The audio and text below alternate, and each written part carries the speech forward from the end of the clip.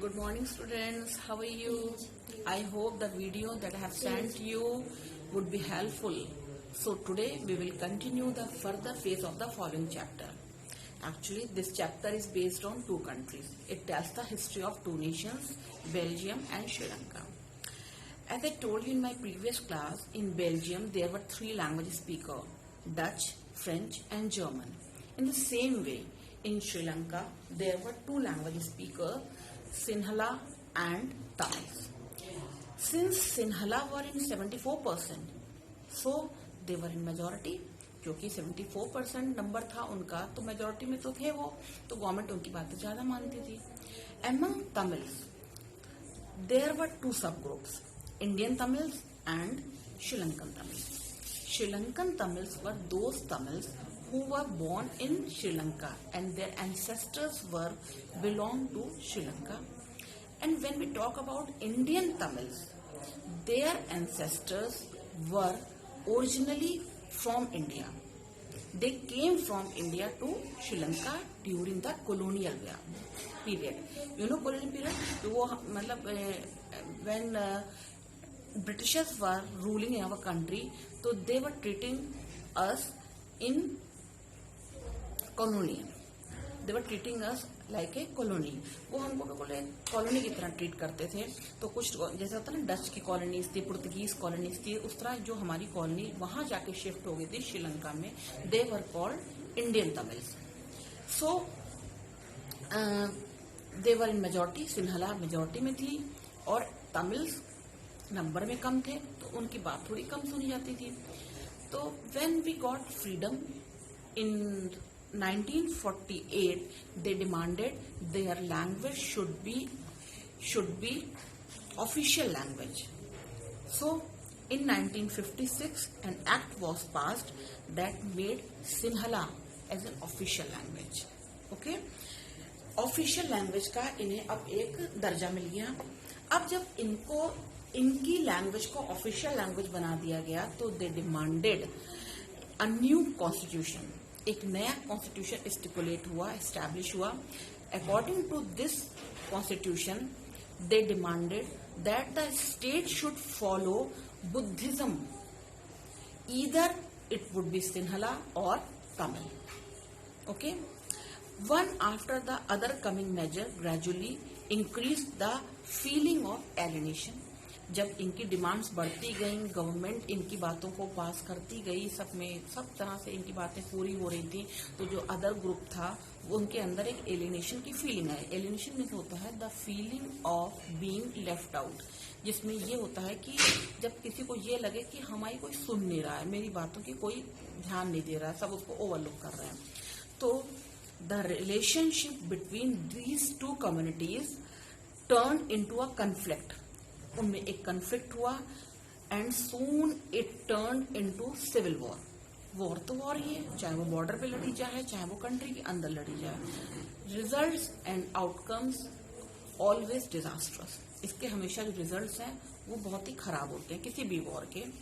तो क्या हुआ, इसमें क्या चीज सफर करती है? सबसे पहले देखिए, सफर करता है उस कंट्री के वो पीपुल जिनका ना कोई बैकग्राउंड ना पॉलिटिक्स में होती है और ना ही वो किसी हाई सोसाइटी से या किसी एलिट क्लास से बिलोंग करते हैं. वो सिंपल नेटिव्स होते हैं जो एक कमाते हैं और खाते हैं, यही उनका एक लाइफस्टाइल होता है.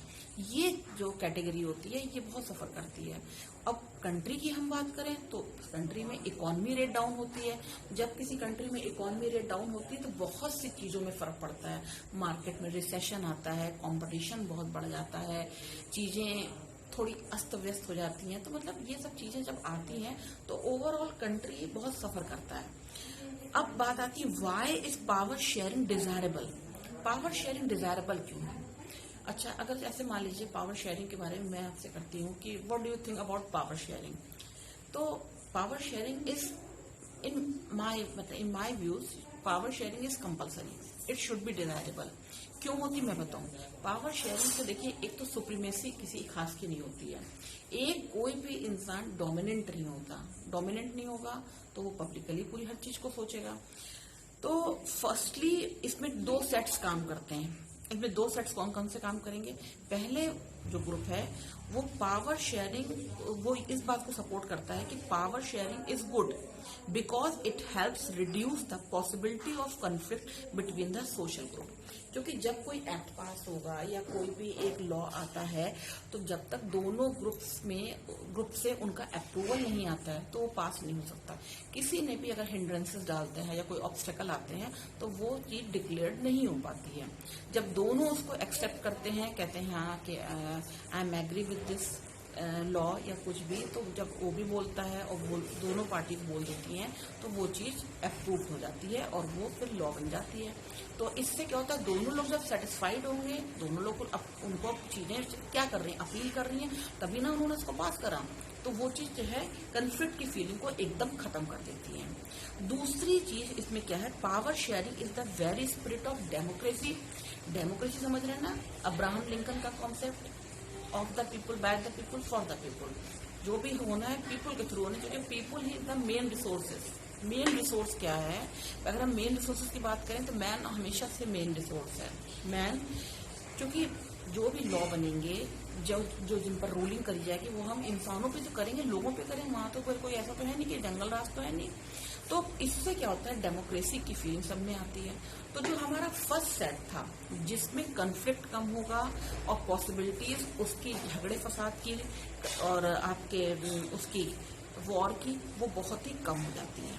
तो पहले सेट को हमने क्या नाम दिया, प्रूडेंशियल। फर्स्ट वाला था वो प्रूडेंशियल है, और सेकंड जिसमें मैंने कहा था कि स्पिरिट ऑफ डेमोक्रेसी, इसको हम मॉरल का नाम देंगे। फर्स्ट वाले को प्रूडेंशियल, सेकंड वाले को मॉरल। दोनों ही जो हैं, अब जो आपका प्रूडेंशियल है, stress the better outcomes of the country, इससे रिजल्ट अच्छे आते हैं। और whereas moral reasons emphasize the very act of power sharing as valuable and desirable। तो अब डेमोक्रेसी की बात आएगी तो वो तो डिजायरेबल अपने आप ही बनेगी, क्योंकि डेमोक्रेसी में तो हमारी भी तो बात सुनोगे तुम, अपना भी तुम लॉ लाओगे तो उसके साथ साथ तुम्हें मेरी बात भी सुननी पड़ेगी।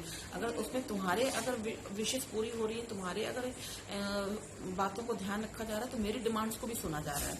तो इसमें कहीं ना कहीं गलत चीजें नहीं हो पाती हैं। वो क्या है, डिजायरेबल तो है ही है, और वैल्यूबल इसलिए है कि उसमें हमारी वैल्यूज को इवेल्युएट किया जा रहा है। तो ये चीज जरूरी है, स्पेशली इन डेमोक्रेसी। अब आता है forms of power sharing. Power sharing देखिए, अगर अच्छे माइंडसेट से की जाए, अच्छा माइंडसेट मतलब जिसमें हम ये कहें कि इससे जो भी हम लॉ लाएंगे सामने, वो उससे सबको बेटर आउटकम्स मिलेंगे, किसी एक पर्टिकुलर ग्रुप को नहीं, सब इससे बेनिफिट सबको मिलेगा, तो सब लोग खुश होकर रहेंगे। Second, in a good democratic